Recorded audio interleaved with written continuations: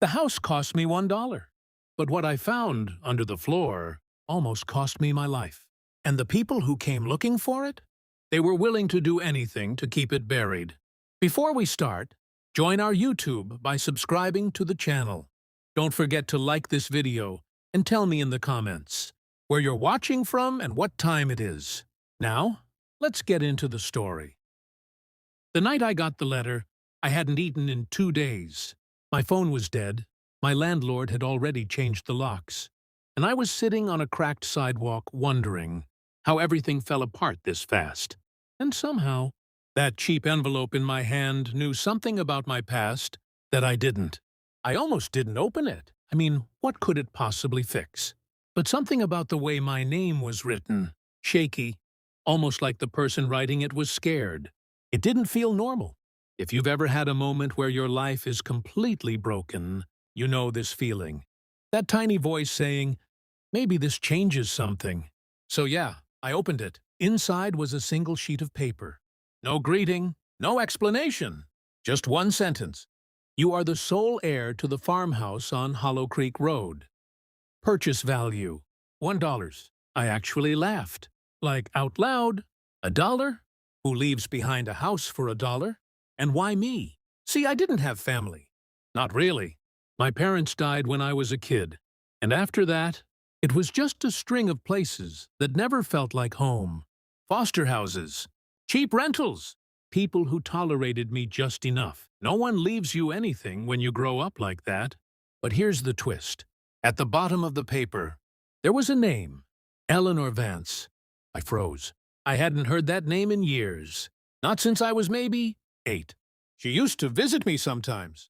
Quiet woman. Always wore the same gray coat. She'd sit with me longer than the others, ask questions no one else cared about. And then one day, she just stopped coming. No goodbye, nothing. I used to think she forgot about me. Guess I was wrong. There was an address printed underneath the message. Hollow Creek Road. I didn't recognize it. Actually, I didn't recognize much of anything in my life anymore. But I knew one thing. When you're sitting with nothing, even something weird starts to look like hope. So the next morning, I sold the last thing I owned. My watch. It wasn't worth much, but it got me a bus ticket and a cheap sandwich. And I left. The ride took 6 hours. 6 long, quiet hours of staring out the window as the city slowly disappeared and turned into empty fields and broken roads. The further we went, the more it felt like I was being pulled into something I didn't understand. Have you ever had that feeling? Like you're moving forward, but something inside you is saying, you shouldn't be here. Yeah, that. By the time I got off the bus, the sun was already starting to drop. There was no station, just a rusted sign and a dirt road stretching into trees. Hollow Creek. I checked the address again. This was it. No taxis, no people, no signal on my phone. Just silence. I started walking. The road felt longer than it looked. My shoes kicked up dust with every step, and the trees on both sides leaned in like they were watching me. After about 20 minutes, I saw it. The farmhouse. And honestly, my first thought was, this was a mistake. The place looked dead. The roof sagged in the middle like it had given up years ago. Windows were broken, some boarded up. The paint had peeled off so badly it barely looked like a house anymore, and the land around it, overgrown, wild, like nature had already claimed it back. This is what I inherited? I muttered. $1 suddenly felt expensive, but I'd come this far, so I walked up. The front door was slightly open. Not broken, not forced, just open. That should have been my first warning. I pushed it slowly. It creaked. Loud. Inside, the air hit me like a wall. Dust, old wood, something damp underneath. The floorboards groaned with every step. Hello? I called out. Nothing. Just the echo of my own voice bouncing back at me. The place was empty. No furniture. No decorations. Except one chair. Right in the middle of the living room. Facing the door. I stopped. That didn't feel right. I mean, who leaves one chair? Perfectly placed like that? I stepped closer. There was something on it. A small box. Old, wooden, scratched up. My chest tightened. I hadn't even been here 5 minutes, and already something felt off. But curiosity. Yeah, it's a dangerous thing. I opened the box. Inside was a key. Just a key. No label, no note, but underneath it, carved into the wood, there were words. Underneath is where the truth sleeps. I stared at it. What truth? I whispered. Now think about this. A random house. A woman from my past. A key with a message like that. You'd leave, right? Yeah, that's what a smart person would do. But I wasn't thinking smart. I was thinking, maybe this is why I'm here. So I stayed. I spent the next hour walking through the house. Kitchen, empty. Bedroom, dust-covered walls. Bathroom, broken mirror. Nothing made sense. There was no sign anyone had lived here recently. So why leave a key? Why that message? And then I heard it. A sound. Soft. Almost like a knock. I froze. It came from below. Not outside. Not upstairs. Below. I looked down at the floor. Hello? I called again, my voice tighter now. Silence. Then another knock. 3 times. Slow. Deliberate. My heart started pounding. There was no basement door that I'd seen. No stairs. Nothing. Just floorboards. But the sound. It was clear. Something was under the house. And it was knocking. I stepped back. Nope, I whispered. This is crazy. But my eyes kept drifting to the key in my hand. Underneath is where the truth sleeps. I swallowed hard. The sun was almost gone now. Shadows stretched across the walls, turning everything darker, heavier. I should have left. I know that now. But back then, I grabbed a broken piece of wood from the corner and started tapping the floor, listening, step by step. Tap, tap, tap. And then, thunk, a hollow sound. Right in the center of the room, exactly where the chair had been. I stared at the spot. My hands were shaking now. Okay. Okay, I muttered. I moved the chair aside, kneeled down, ran my fingers across the wood. There, a faint outline, a square, a hidden hatch. My breath caught in my throat. So what happened next? I wish I could say I walked away. I wish I could say I called someone. But the thing is, when your life has nothing left, you stop being afraid of things you should be. I slid my fingers into the crack and pulled. The wood resisted for a second. Then suddenly, it lifted, and the smell hit me first. Cold, earthy, like something sealed away for a long time. There was a staircase, narrow, dark, leading down into complete blackness. And from somewhere deep below, I heard it again. Knock, knock, knock, slow, waiting. Like whatever was down there knew I had arrived. I stood there, frozen, staring into the dark. And for the first time since I opened that letter, I felt something stronger than hope. Fear, real fear. But I didn't close it. I didn't walk away. Instead, I picked up the key tighter in my hand and stepped onto the first stair. The first step creaked so loud, it felt like the whole house heard it.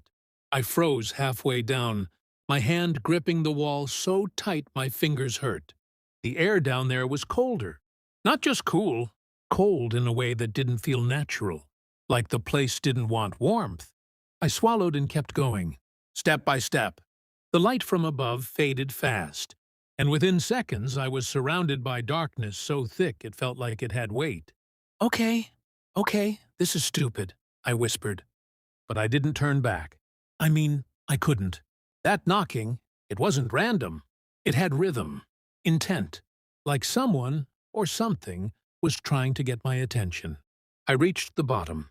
My shoes hit dirt, not wood. That surprised me. I expected a basement, concrete, something normal.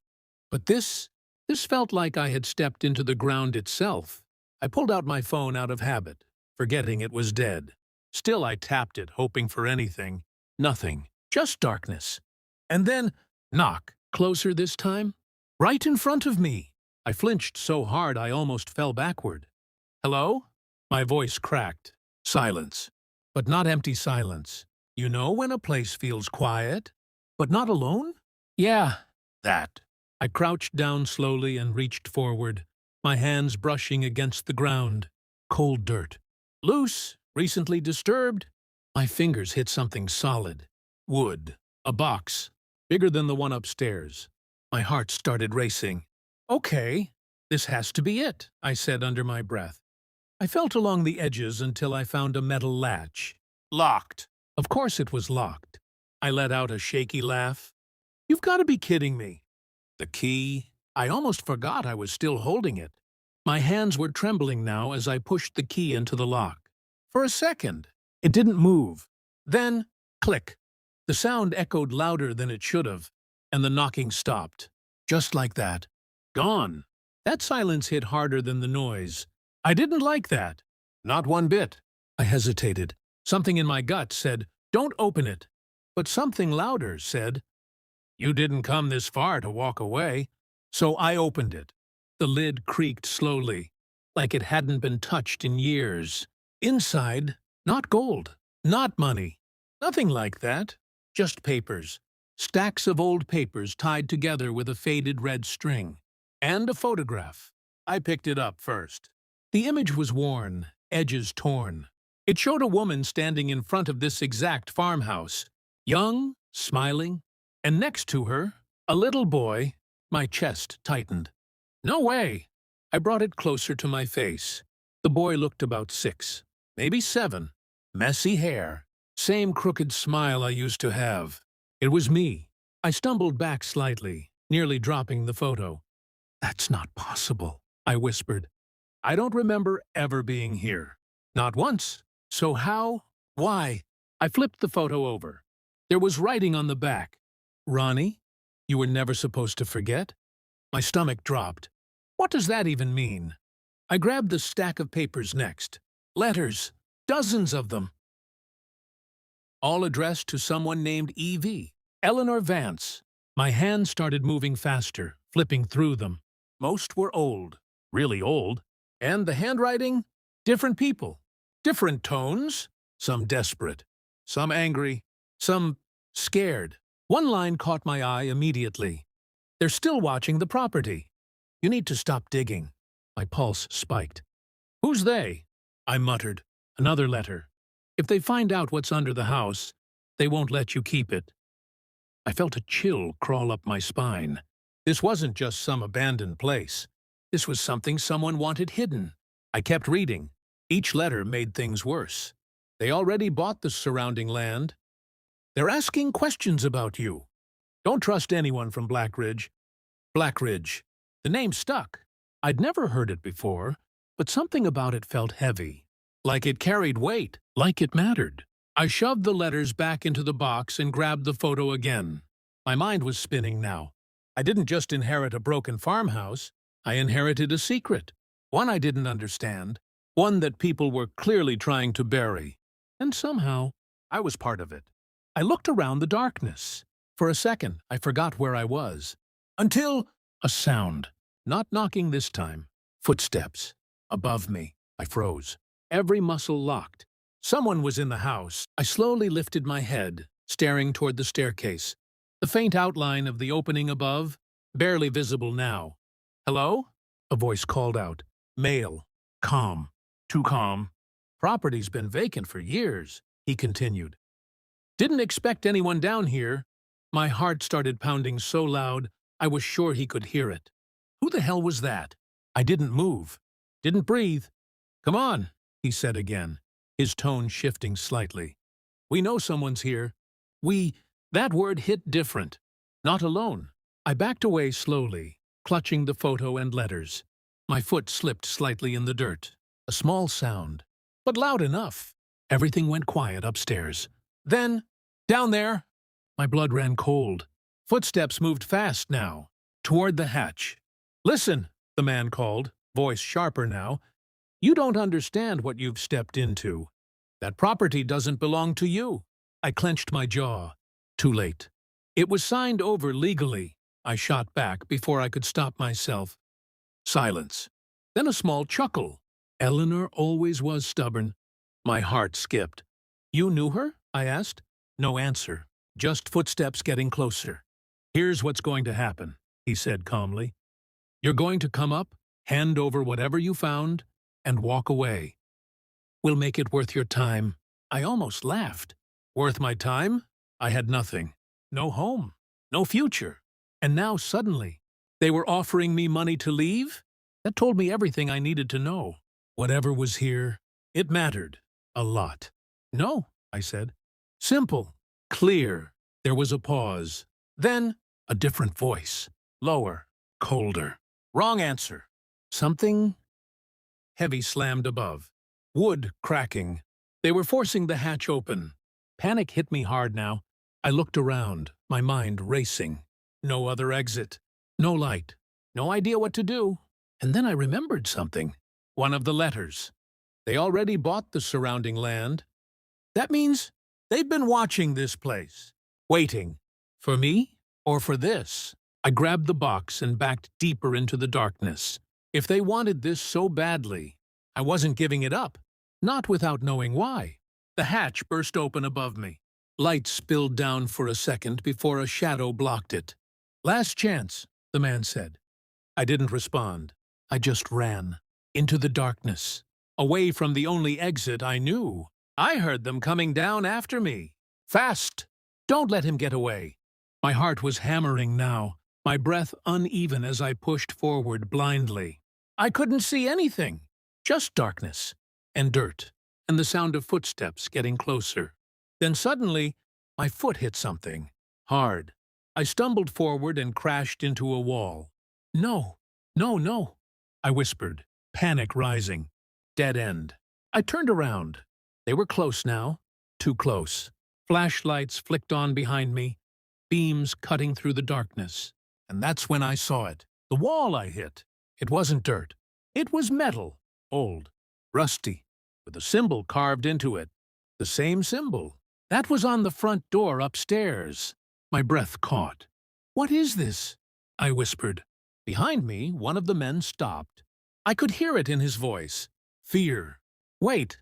The flashlight beam shook slightly. That door. It wasn't supposed to be opened. Door? I looked closer. He was right. It wasn't a wall. It was a sealed door, hidden underground. And I was standing right in front of it, with the key still in my hand. The key felt heavier than before, like it knew what it was about to unlock. Behind me, their footsteps slowed, not because they were tired, because they were scared. You don't understand what that is, the man said, his voice no longer calm. Step away from it. I didn't. Think about it. They chased me into the ground, threatened me, tried to buy me off before I even knew what I had. And now suddenly, they were afraid? That told me everything. Whatever was behind this door, it wasn't just important. It was dangerous to them. I turned the key slowly in my hand. You should have taken the offer, the other man muttered. Maybe, I said. But I've been broke my whole life. Fear doesn't really scare me anymore. That wasn't completely true. My hands were shaking like crazy. But something inside me had shifted. For the first time. I wasn't the one running. I stepped closer to the door. The metal surface was cold. Ice cold. There was a slot. Perfect fit for the key. You open that, the first man said. His voice tight now. And there's no going back. I paused. Not because of him. Because of what that actually meant. No going back. No more being the guy with nothing. No more running from life. This was it. The moment where things either change or break completely. I took a breath and pushed the key in. For a second, nothing happened. Then, a deep metallic click echoed through the ground, louder than anything before. The men behind me cursed under their breath. Stop him! Too late. The door unlocked, and slowly, it opened. A rush of air hit us, old, sealed, like something that had been trapped for decades just got released. The smell wasn't rot. It was paper, and something metallic. The flashlight beams shifted past me into the room. And, for a moment, no one spoke. Because what was inside didn't make sense. Shelves. Rows and rows of shelves. Not treasure. Not gold. Boxes. Hundreds of them. Neatly stacked. Organized. Preserved. What the hell? One of the men whispered. I stepped inside slowly. My shoes echoed on metal flooring now. This wasn't some random hidden space. This was built, planned. Every box had labels, dates, codes, names. I grabbed the nearest one and opened it. Inside, documents, files, photos, maps. I flipped through them quickly. And then I saw it. A company logo stamped across the pages. Blackridge Industries. My heart started racing again. So that's what this is, I said quietly. Behind me, the man stepped closer. You don't know what you're looking at. I turned to face him. No, I think I do. I held up one of the documents. Land ownership records. Dozens of properties. All connected. All slowly bought over the years. Not for farming. Not for housing. For something else. Buried projects. Illegal ones. Hidden under land no one would question. And then it clicked. Eleanor? She didn't just own this farmhouse. She was collecting evidence, all of it, for years, maybe decades. Everything Blackridge tried to hide, she kept it. Right here, under the one place they couldn't touch. My chest tightened. She knew they'd come back for it, I said. The man didn't respond, because he knew I was right. She left it to me, I continued. Not the house, the truth, all of it. And now you're standing in a room that can destroy your entire company. Silence. Heavy. The second man stepped forward, his tone cold again. Or it disappears tonight. I smirked slightly.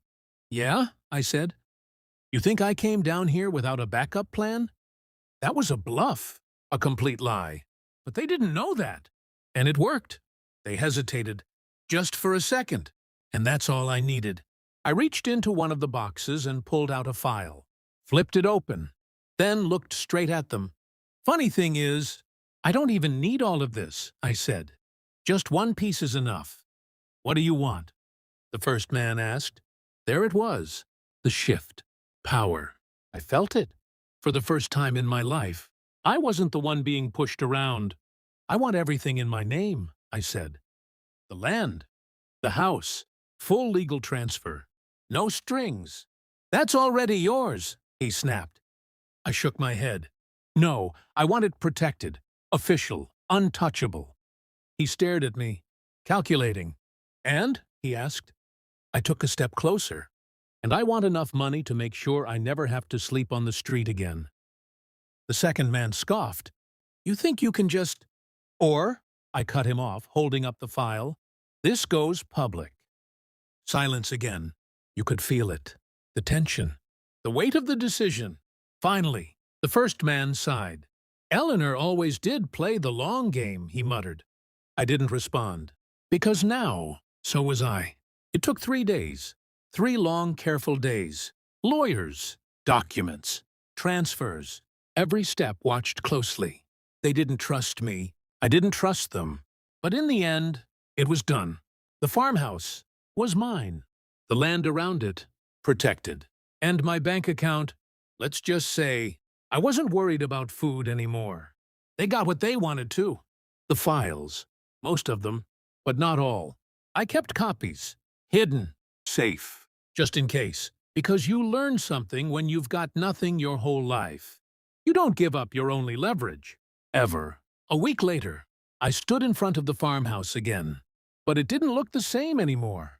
The broken windows were replaced. The land was cleared. The place felt alive. I stepped inside. Same floor. Same spot. Same hatch. But now, it wasn't fear I felt. It was something else. Belonging. I looked around slowly. And for the first time, it felt like mine. Not just a place to stay. A place I chose. I pulled out the old photograph again. Me and Eleanor. Standing right here. I smiled a little. You didn't forget me, I said quietly. You were preparing me. Funny thing is, I used to think I had nothing. No past, no family, no future. But I was wrong. It was all there. Hidden. Waiting. Just like that door. And the truth? It doesn't stay buried forever. It just waits for someone brave enough, or desperate enough, to open it. If you made it this far, tell me something. What would you have done? Walk away or open the door? And yeah, if you want more stories like this, You know what to do.